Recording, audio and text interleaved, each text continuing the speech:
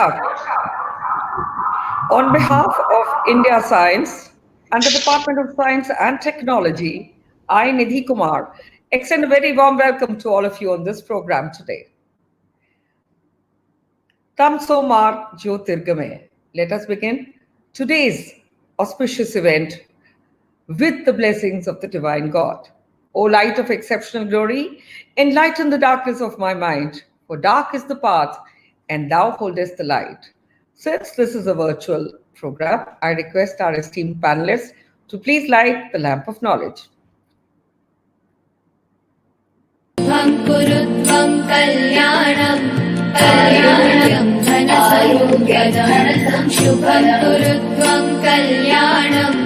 आरोग्यं धनसम्पदः शत्रुबुद्धि विनाशाय दीपज्योतिर्नमोऽस्तुते दीपज्योतिर्नमोऽस्तुते शुभं कुरु त्वं कल्याणम् आरोग्यं धनसम्पदः शुभं कुरु त्वं कल्याणम् आरोग्यं धनसम्पदः.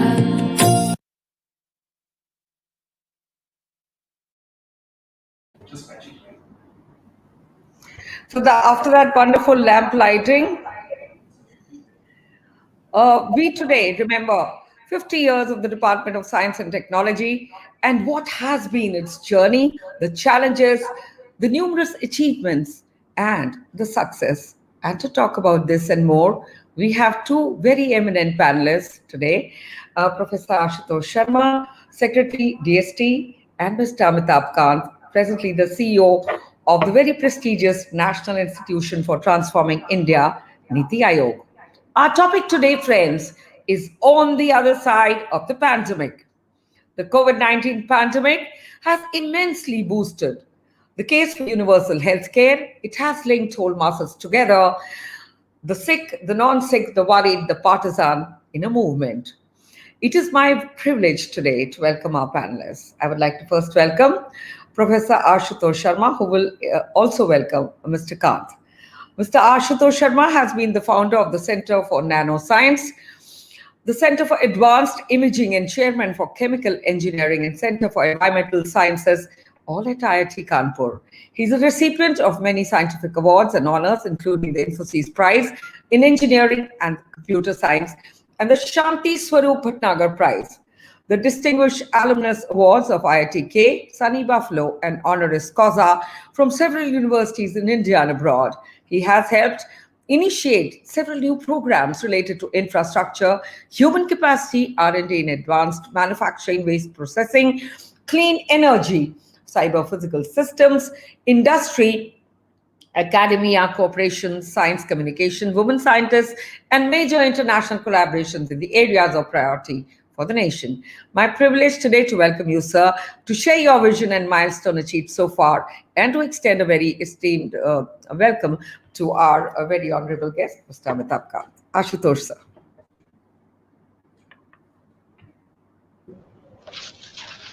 It is indeed a pleasure and privilege to have Mr. Amitabh Kant, CEO Niti Aayog, with us today. This is a special privilege because his insights into science, technology, and innovation as an engine of growth for the country are unparalleled. Certainly, I have not seen it in very many administrators, and it is clearly reflected in the path that Niti Aayog has taken over the last so many years. To give you examples, the Atal Innovation Mission, which is making a huge difference to the country, to the movement of innovation and startups, going to the vision for the futuristic disruptive technologies like artificial intelligence, and having a policy and vision regarding that, as well as the new areas of electric mobility and so on. So he's been a huge champion of science, technology, and innovation. So it is indeed very fortunate to have him here as we look back on 50 years of Department of Science and Technology, as well as to think about where we are, and even more importantly, where we wish to be in the next few years, to a long-range horizon of time as well. So a very hearty welcome. To Mr. Khan, thank you so very much for sharing your thoughts and insights and the way forward with all the viewers here today. Thank you, sir. Thank you. Greatly appreciate it. So, thank you, sir, for your kind words. It is my privilege now to welcome today Mr. Amitabh Kant, CEO, Niti Aayog, National Institution for Transforming India. Niti is a Government of India institution for catalyzing the development process, nurturing an overall enabling environment by working in partnership with states, by being a knowledge hub and a think tank by facilitating implementation. Its aim is to foster involvement and participation of state governments in policy making and enhance cooperative federalism.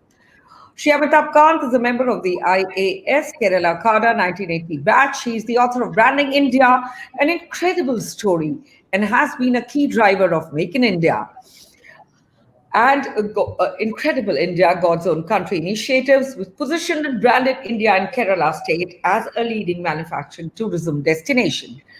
These campaigns have won several international awards and embraced a host of activities, infrastructure development, product enhancement, positioning and branding, private-public partnership. He was also responsible for developing Kerala as a leading tourism destination. Mr. Amitabh Kant did his schooling from Modern School Delhi, Barakhamba. He did his graduation in economics honors from St. Stephen's Delhi University and his master's from JNU. He's also a Chevening Scholar. Mr. Kant has been the recipient of the Economic Time Policy Change Agent of the Year Award, the Bloomberg TV Personality of the Year Award, the NDTV Administrator of the Year Award, and the Distinguished Fellowship of the Institute of Directors. He's the recipient of the One Globe Award 2016 for Leadership in Transforming Governance for the 21st Century. He's a member of the steering board of the Shaping of Future Production Systems of the World Economic Forum. He's also the recipient of the Sir Edmund Hillary Fellowship Award by the Prime Minister of New Zealand. He's also the recipient of the Golden Peacock Award for Leadership in Economic Transformation 2017. We welcome you, sir. Thank you indeed for joining us today. I would like to now kickstart the question and answers round. So I take your permission, Ashutosh, sir. Do I have your permission to start the Q&A? Thank you so much, sir. Please go ahead. We have a lot of panelists here. Do I have your permission to begin question number, sir? 1, Amitabh Kant, sir. This question is for you. So the question is, you have emphasized on the need of developing and adopting a circular economy, sir, which will help India post-COVID and battle the pandemic. How would this help in the environmental challenges? And now that Diwali is coming, this comes to us from Tushar Jain of IIT Roorkee, sir. Okay, that's an excellent question, and let me compliment the questioner on this. So if we take a wider view of the economy, habitat and resources, then the necessity to move on the path of circular economy becomes very, very obvious. This is critical because we want to see our cities and towns livable and as dynamos of growth, then businesses, governance, technologies, and consciousness about circular economy models need to be evolved and deployed quickly on ground. We've had many instances highlighting renewal of nature during the COVID lockdown. Industry leaders have been deliberating in serious terms about business sustainability and resilience with, much broadened contours. Energy sector globally is getting disrupted. Mobility will be the next. The question is, are public and private investors fully cognizant of all these realities, and do they fully factor them? Diwali this year would be an opportune time to dwell deeply on all these issues, and I anticipate a distinct move towards a circular economy, because we need to bring sustainability of recourse use at the forefront of development path. COVID is also a reminder to the vulnerabilities built into the present system, and living and the world is increasingly becoming conscious to the pattern of efficiency of resource usage. So, all in all, I think we all need to move towards a circular economy, and the green recovery post COVID would not just help us to tackle environmental challenges, but it would also help economic recovery through creation of jobs and opportunities. Thank you. Thank you, sir. I hope that answers your question, Tushar. The second question goes to you, Ashutosh, sir. According to some report, the COVID surge and graph in India is now on the downside. Uh, Ashutosh Sharma, sir, this question is for you from Radhika of New Delhi. Would you like to Yeah, take this, I've sir? understood. I've understood. Of course, if you look at the data, if you look at what's happening, if you look at the trends and so on, that certainly, and as a matter of fact, a whole lot of mathematical models as well predict that it's on the down trend, that we have fewer new cases of COVID-19. However, there is a very big condition and a very big if on continuation on the downward trend on these cases. Every kind of thinking, mathematical modeling, and the experience from elsewhere compellingly shows that this is conditional to us observing all the precautions to the dot. What are these precautions? These are related to masking, distancing, disinfecting, not crowding, having right kind of ventilation indoors, and taking all of these precautions very strongly. So the new cases going down clearly depends on this. There are also unknowns which are related to change in temperature, winter around the corner. We have seen in other cases, both in India and abroad, that crowding, for example, in festivals and so on, has led to a second wave, which is even bigger than the first one. And I want to get this point across very clearly to everyone who is listening. Right now is the hardest time in the journey of pandemic, because the number of cases that we have in the country and in different states, some of them are still rising. And in any case, we are close to the peak, which means that the number of infected people are about the largest at this time. So the possibility of transmission is also the largest. So one must not think about simply, some cases going down now. That would continue to happen if we take all the precautions, like I said, to the dot. This is not the time to relax. Having come so far, we ought to really, really observe all of this very strongly without any relaxation for at least next 3 to 4 months. Absolutely. And with festival time coming up, people are throwing caution to the wind. So it is recommended by the WHO, by the GOI, and our Honorable Prime Minister himself that we all need to take due precautions, especially since Diwali is coming up. Mr. Kant, the next question is for you, sir. It is coming from Priya of IIT Mumbai. She says, India is the youngest country with a vibrant startup ecosystem. It must convert the present COVID-19 into an opportunity. And she wants to know how we could find solutions for the development of digital technology. How do you look at digital apps that have even mushroomed during the period of the lockdown? Sir.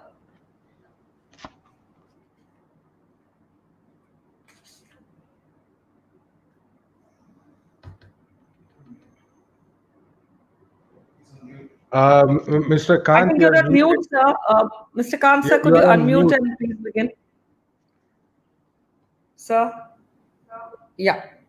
So again, a very good question, and a consistent theme that we are observing in the COVID world is the prominence digitization is taken in the world stage. While the world was reeling under the economic stress and adverse impact of COVID-19, India saw massive tech investments inflow, crossing over 38 billion in just the last 6 or 7 months. And a significant portion of these investments have gone into consumer internet and software as a service based companies, which have witnessed a major growth brought about by an increasing demand for digital tools and automation amid the current crisis. And this has largely been owing to the massive strides and our investment in digital capabilities for the past several years.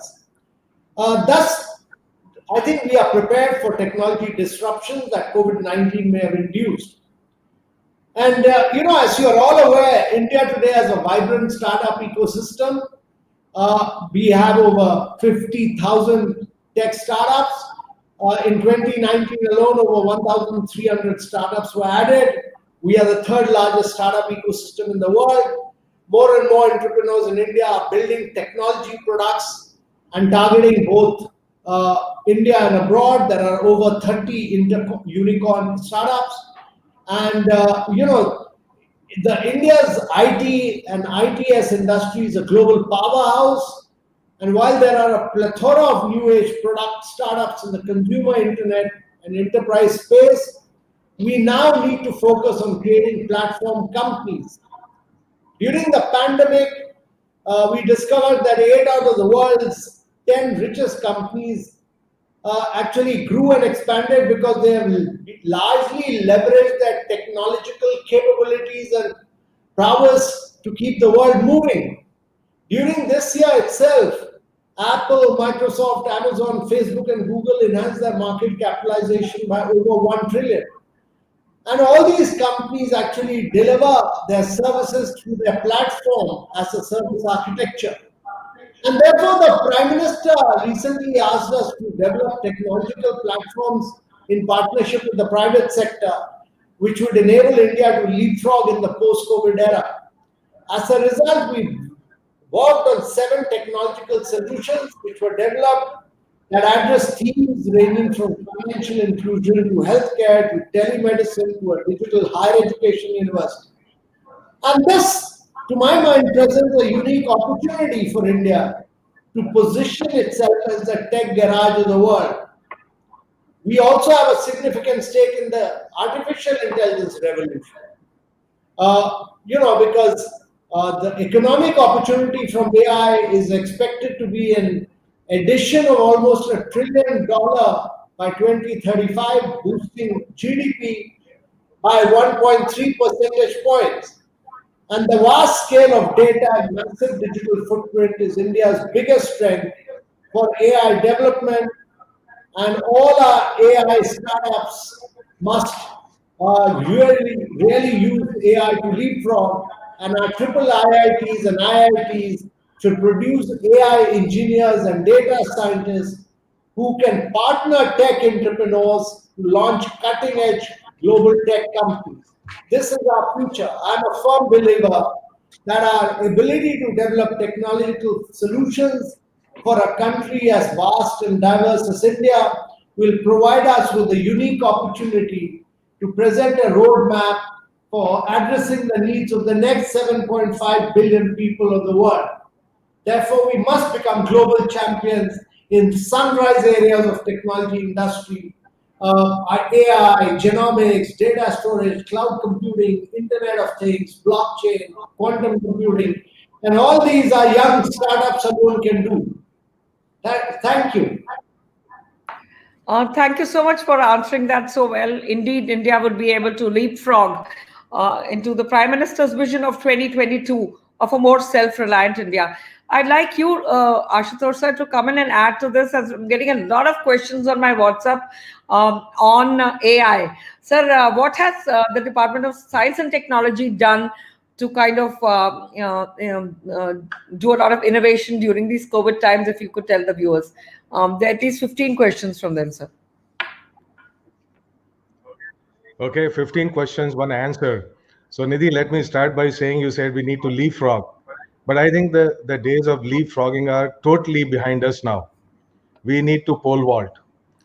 So I don't quite, like the little steps taken by frogs, but I think we really need to go for disruptive changes, architecture, processes, and structure that would actually meet our demands of the future. Now, your question is about AI. You see, AI, actually, there is an AI universe. It's not just AI. What I mean by that is that the future is all about convergence of different streams of technologies. What are these different streams, or this AI universe that we are talking about? This is about, it starts from measurements and data. So this is why data is so important. As Mr. Kant said, India is a diverse country. What that means is that the data coming from here actually can serve the needs of the whole universe. There is it's a macrocosm, which means everything that you find somewhere else, you're going to find here. So therefore, we have to treat our data with some respect that it deserves. All the other industrial revolutions were based on flow of material and energy. Now they are based on the flow of data, information, and knowledge. So whether it is Industry 4.0, whether it is Society 5.0, this is the stuff that we need to build on. And this is actually a strength together with the markets, together with the demographic dividend of India. And this is where the science, technology, and innovation has to build on these foundations, on these strengths. Now, you see, so what are the different elements of this AI universe? I said data. And when you talk about democratization of data and information and knowledge, it basically begins with acquiring data, right kind of data, its portability, its storage, its flow, its ownership, its analytics, its sharing, and so on, its localization, building upon it, the applications. The second aspect of this AI universe is communication. So it's not just communication between people, but communication between machines, which requires low latency, it requires stability, it requires speed, and all of that. This third aspect is what you call perception, which means sensors, right? So you get information not only through data, which is flowing through internet, you also get information about your surroundings through sensors. The fourth aspect of all of this is, of course, AI, machine learning, deep learning, all of that, which means decision making based on the information and data that you have. And the fifth aspect is autonomous action based on that, which is what we call actuators, robots, Industry 4.0, whatever you may call it. You see, technologies, even historically, they hunt in pairs. I'll give you a very good example so everybody can understand. The rise of personal computers and personal computing happened along with digital photography. In fact, the leadership of both of these leading companies at one point said that there is no market for digital photography. The other people said there is no market for for personal computing and personal computers. The reason is digital photography cannot happen without personal computers, and personal computers cannot survive unless you have applications which are personal, like digital photography. So remember that the rise of all these technologies, I would like to tell viewers that they have to really integrate all of this into new streams of knowledge. And what's happening about AI? So DST launched a mission last year, which is called Interdisciplinary Cyber Physical Systems. And this is basically the philosophy of cyber physical systems, that the digital cyber on one hand and the physical basically integrate to serve the needs in health, agriculture, transport, water, for example, precision agriculture, which is like 75% use of water, and energy, transport, education, and what have you. So this is taking root, and this is, of course, in line with the philosophy and vision that was put out by Niti Aayog in artificial intelligence. And artificial intelligence is really the heart that drives a whole lot of these applications. And so about 25 hubs have been set up and so on. But actually, I want to focus on something else. This is about how do we do science, technology, and innovation that would be effective. And there's a huge departure from the way we were doing it earlier. What that means is that we need actually a holistic, end-to-end, a seamless ecosystem which goes from R&D to technology development to human resources to incubators and startups and research parks, and basically interface with the industry line ministries in a strong way.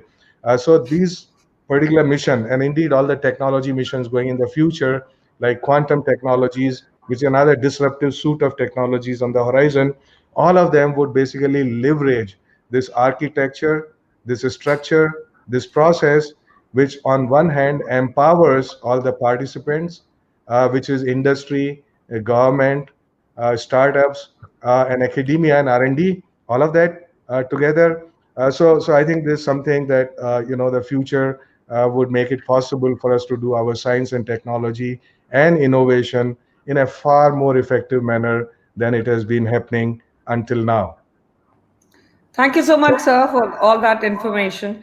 And indeed, DST has been an architect of change. Amitabh, sir, one question coming up now on my screen repeatedly. So I'll take this before I take the one which I had decided earlier. I think this is really central to the worldview of India and to your worldview as well. The canvas that you've done on Atithi Devo Bhava, how do you see that affected, sir?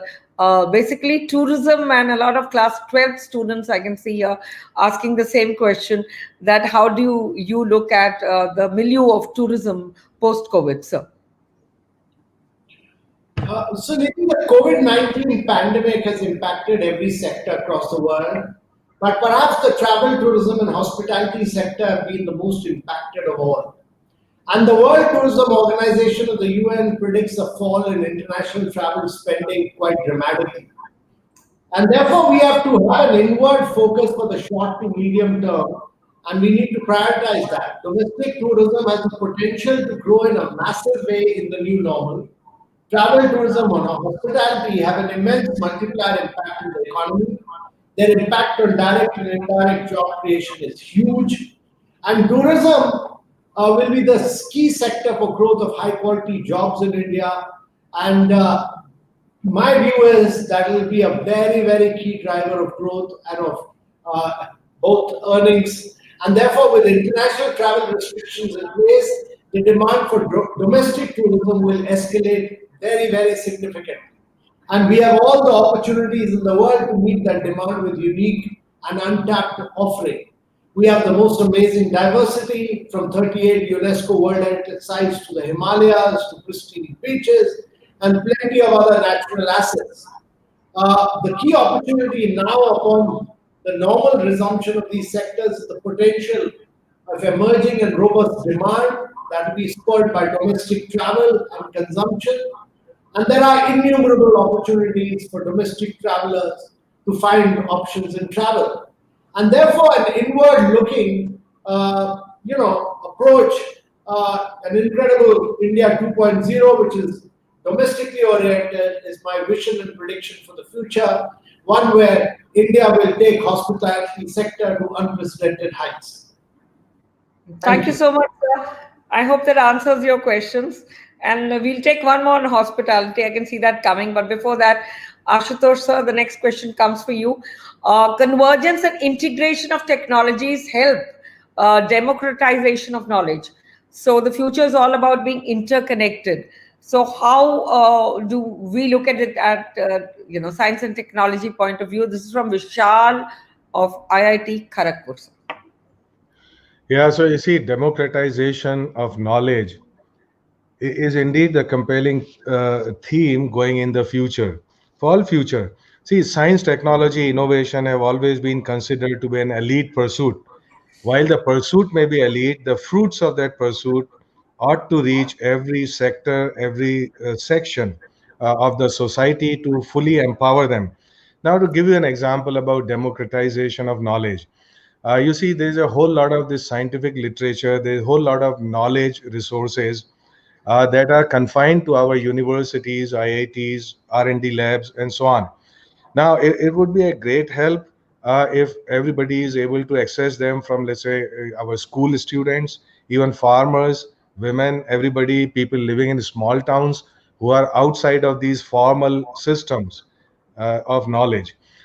Now, a very great, so there are two aspects here. One is how do we take all this information which is relevant to everybody? Second aspect is how do we do it in a language that they understand? Very few people actually understand, for example, all this transaction that happens in English, right? So even here, machine learning and machine translation, for example, are very strong tools going forward, because the rate at which today information is being created in many different languages, you cannot translate it manually at all.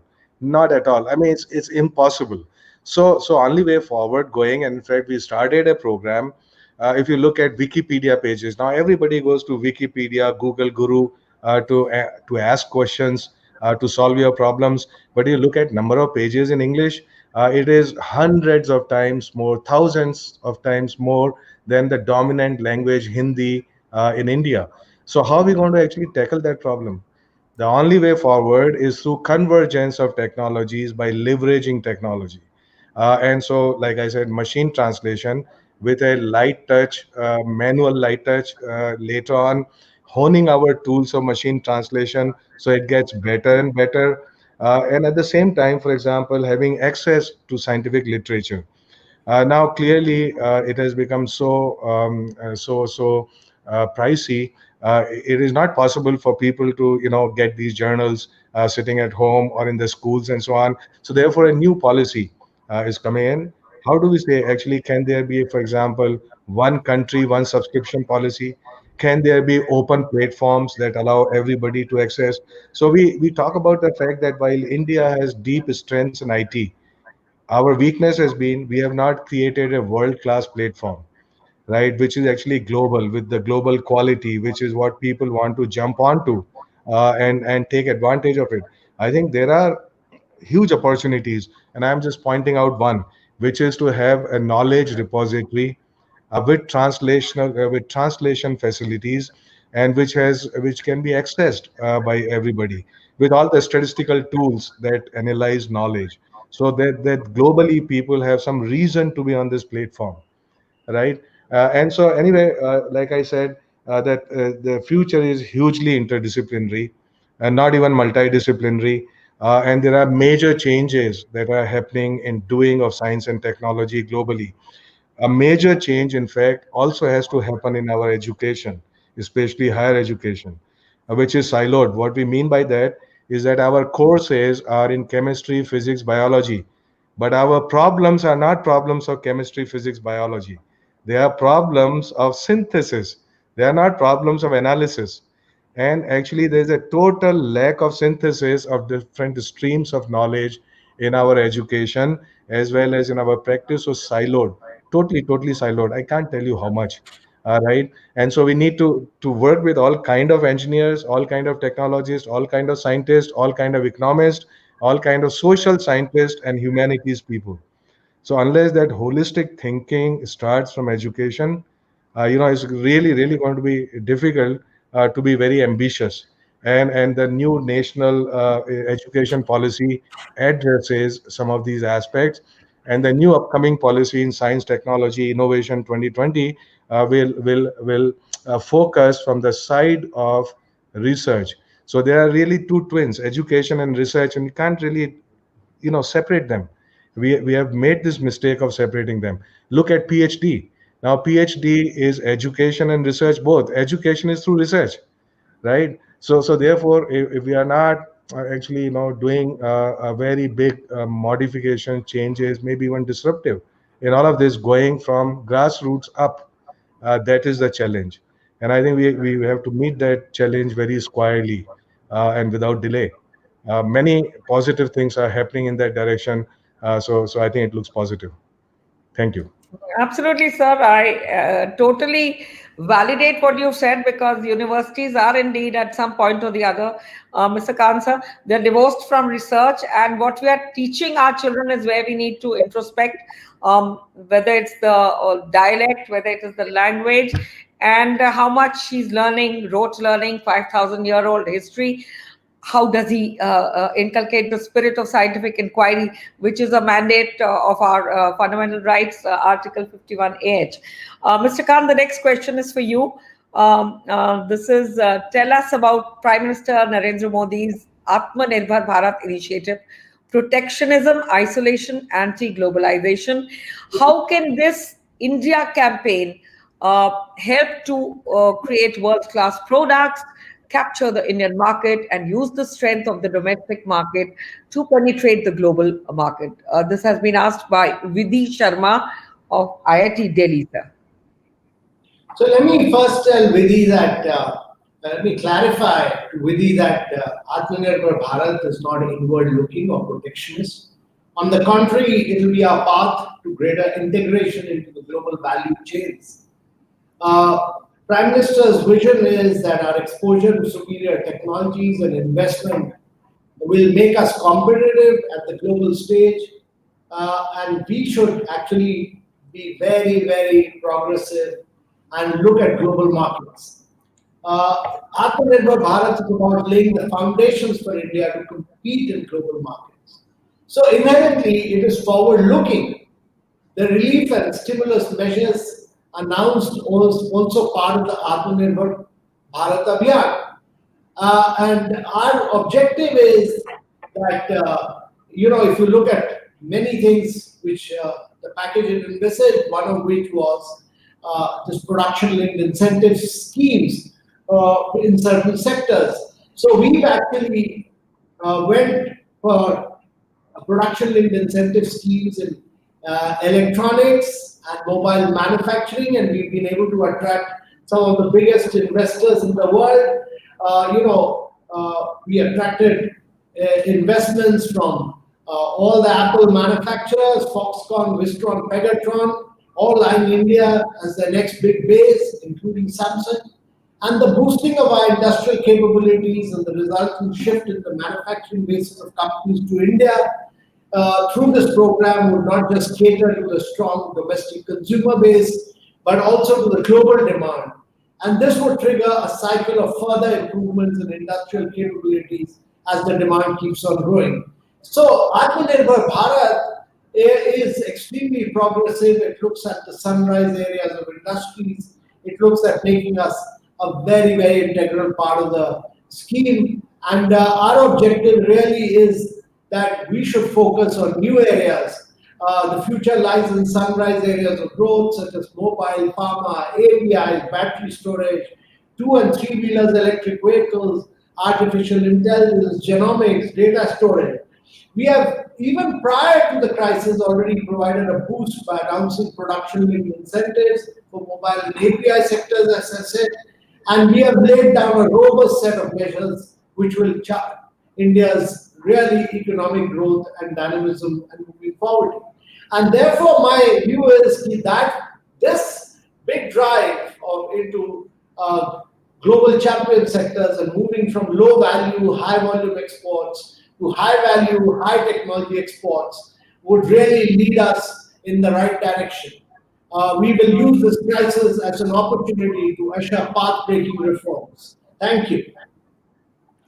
Thank you so much sir, बिल्कुल आपने सही कहा, ऐसे ही बनेगा। माननीय प्रधानमंत्री ने जिस तरह कल्पना की है भारत के लिए एक सशक्त समृद्ध Bharat, I would like to ask you, sir, Ashutosh sir, to add to this on what science and technology has actually done on Atmanirbhar Bharat. There is a question coming from Abhay of IIT Bangalore. Let me just explain, What has been the learning that we've done? I can say that right. mass is one. Would you like to please elaborate, sir? Yeah. Atmanirbhar Bharat is not about mask. Of course, we have to do masking. There's no doubt about it. You see, there are two fundamental issues that we must understand about Atmanirbhar Bharat. Atmanirbharta, in fact. The first issue is related to science, technology, and innovation. Now, so I'll give you an example. Now, in COVID-19 time, we have seen that the stuff we didn't have, 5 months ago, we had no ventilators, we had no diagnostic kits, we had no PPEs, we had no N95 mask. We were not really greatly empowered in terms of drug discovery or in terms of vaccine. Of course, there was vaccine manufacturing, but discovery about vaccine, and so a whole lot of this, right? Now the point is, whole lot of this has happened in the last 4 months with a speed and at a scale at which we can have the best of global models and technologies developed here, which can be exported at half the price at which we were importing them. So now, how did that happen? This is a part related to science, technology, and innovation. So when we look at it, it happened because there was a clear and present objective. Point number two, that this objective was a shared objective which was owned by the entire chain of R&D to innovation, which means that basically you have R&D labs and you have IITs, and even whole lot of mentors and startups and industry working together for this common shared purpose. Now, what it basically proved to us is that you see our weaknesses are not in creation of scientific knowledge. Our weakness is its connect with the consumers of that knowledge. So basically what it means is that if you had IIT and industry working together from the beginning, it gives a clear direction, clear sense of purpose to the market, all the way to the market, and that is what makes it possible. So in fact we know that in, let us say, in creation of scientific knowledge we are already Atmanirbhar. How do I know that? Because we are number three in the world in terms of number of scientific publications, including the cutting edge areas like nanotechnology, material science, even AI is getting there very fast. Now, so the point is, this is just an indicator of the strength of knowledge creation. This is not the end of the story. The end of the story is that this knowledge must get somewhere where it would be consumed and transformed into new opportunities, which is basically industry, which is basically startups, which is basically government. When government needs the knowledge and it is a buyer of that knowledge and so on, it has to go to NGO, it has to go to society at large. So, this is the lesson that we have learned from COVID 19, that you need a seamless end to end ecosystem which is creating appropriate, relevant knowledge with direction and at the same time has the muscle to consume it. The second aspect of Atmanirbhar Bharat is deeply cultural. That has nothing to do with science technology. In fact, science technology that we can do is based on that cultural aspect. And there are three pillars of that cultural aspect. And I know that because I've interacted with our top students, top brains of the country for 30 years now. Atmanirbharta cannot come unless you have Atmavishwas, which is a self confidence that we can do it, we will do it. Now, this is not something which is conveyed in our education, by the way, and I don't have time to get into it. The number second point, deep cultural pillar, is Atma Samman. You see, if I have no Atma Samman, I can't give it to anybody else. And this is very critical. You can't be negative about these things. So there has to be a very deep component of positivity in the society at large. The third aspect is Atma Chintan, which is not same as Atma Chinta. And Atma Chintan means true analysis of our weaknesses without being negative about them and saying, look, what is the way forward in an honest way, in a committed way. And these, I think, three Atma pillars of Atmanirbharta that we have often been ignoring as a society as a whole. I mean, it amazes me no end that sometimes scientists, our students, they respect even the color of the skin, right? So they say, hey, somebody is wiser because he has a different skin of the color, or if he speaks English, or if he comes from a big town, or all of these stereotypes. We have to get away from there. I mean, we want to democratize, our science and our knowledge. This Atmavishwas, this Atma Saman, and this Atma Chintan are essential pillars which go way beyond science and technology.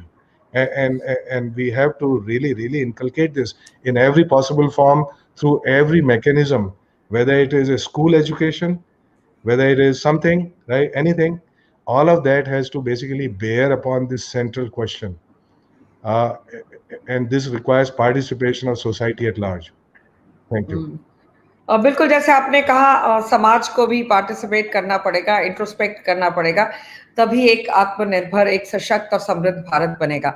Amitabh sir, the next question comes to you and this is about India's watershed moment. Agricultural reforms, sir. Structural reforms in agriculture and exports to revive growth. This is from Garvit of NIIT Jammu. So he wants to know what are your views and what are the Niti Aayog's guidelines for this, and how do you look at helping out the farmers through agricultural reforms and reviving growth, sir? So, Garvit, let me tell you that the reforms in agriculture were much needed and were long demanded. The mandi system was no longer acting in the best interests of farmers.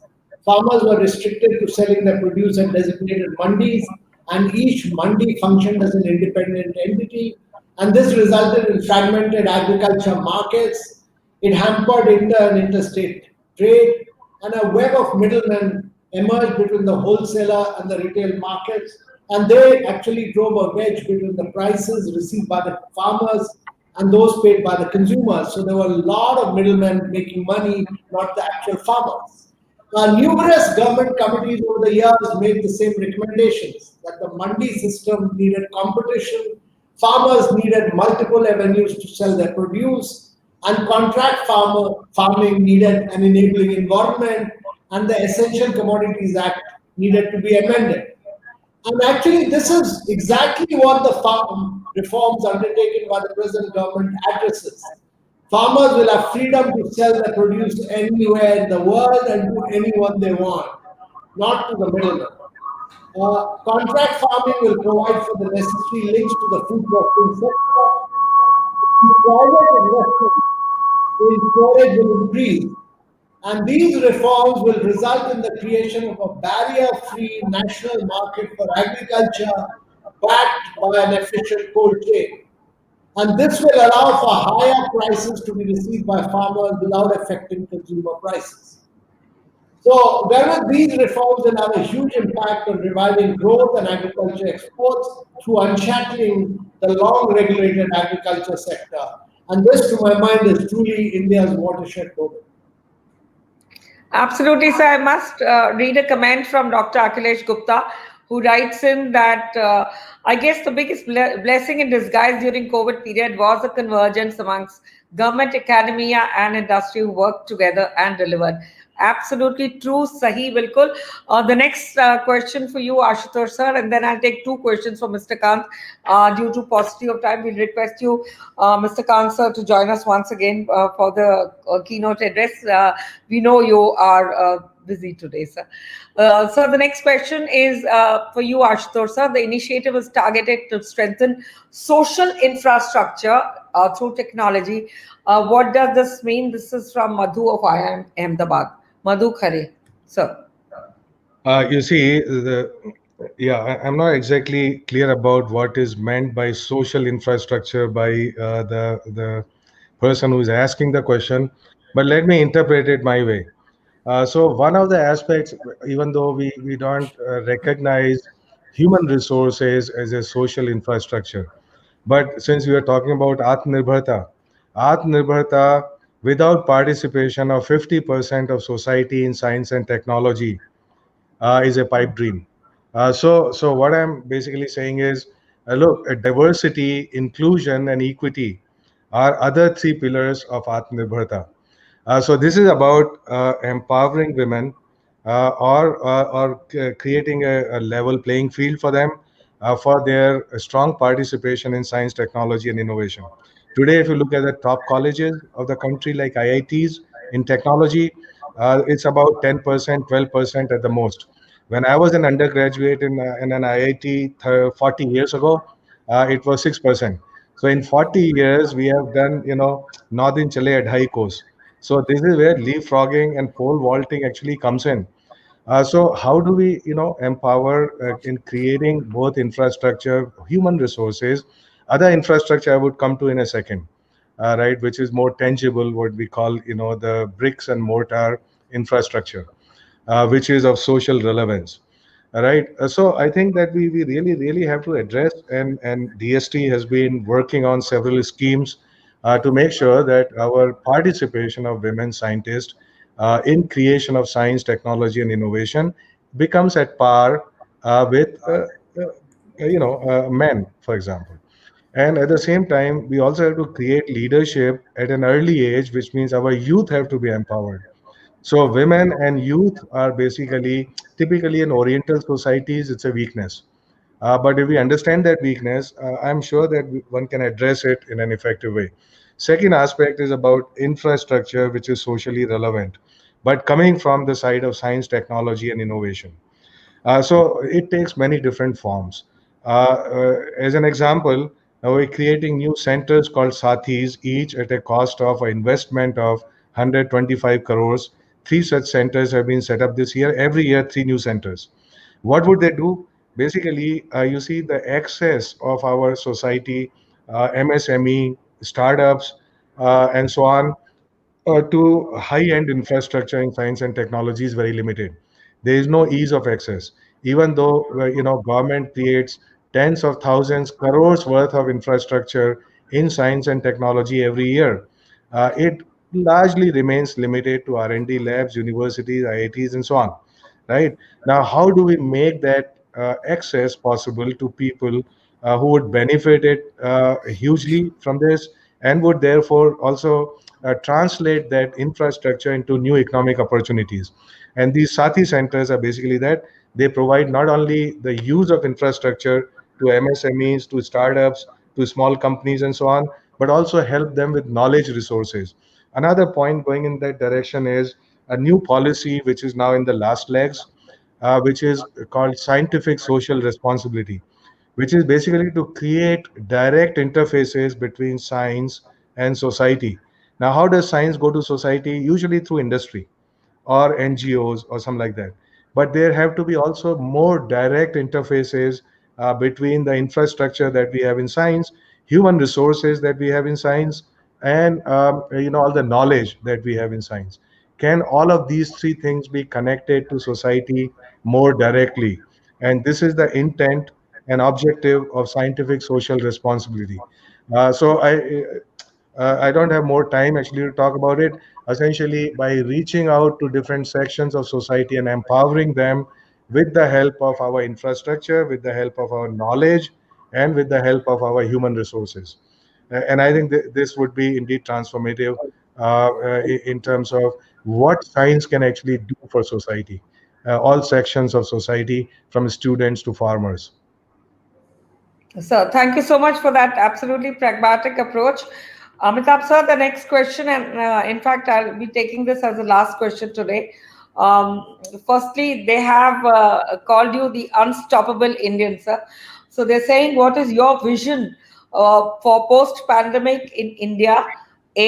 I'm clubbing in three, four questions, sir. There is Rachna Kalra who's asking, how would you look at local small businesses like the Prime Minister mentioned, Kirana ki Dukan, and government policies supporting the development of efficient green small businesses?